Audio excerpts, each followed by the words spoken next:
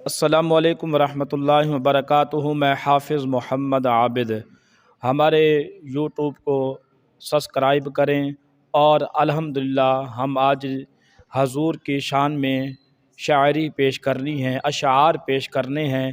تو آپ دوستوں سے اپیل ہے، گزارش ہے کہ حضور کی محبت میں سماعت فرمائیں، اور آپ کو انشاءاللہ مزہ آئے گا۔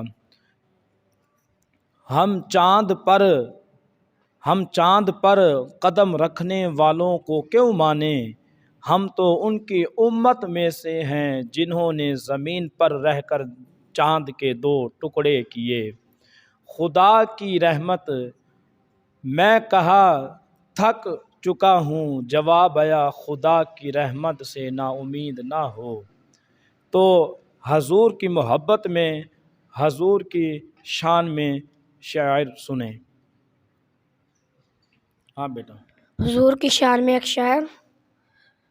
ہر طرف ہے فیض تیرا، ہر طرف تیری عطا، ہر طرف ہے فیض تیرا، ہر طرف تیری عطا، ہے جہاں عاشق خدا کا تیرا عاشق خود خدا۔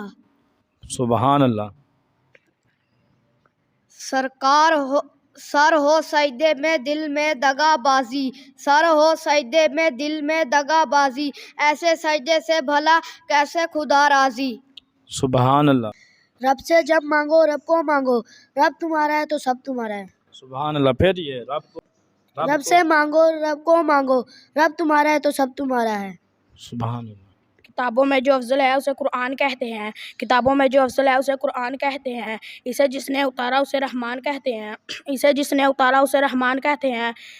سجانے اپنے سینے میں اس کے 30 پاروں کو، سجائے اپنے سینے میں جو اس کے 30 پاروں کو، زمانہ بھر میں اسے حافظ قرآن کہتے ہیں۔ سبحان اللہ۔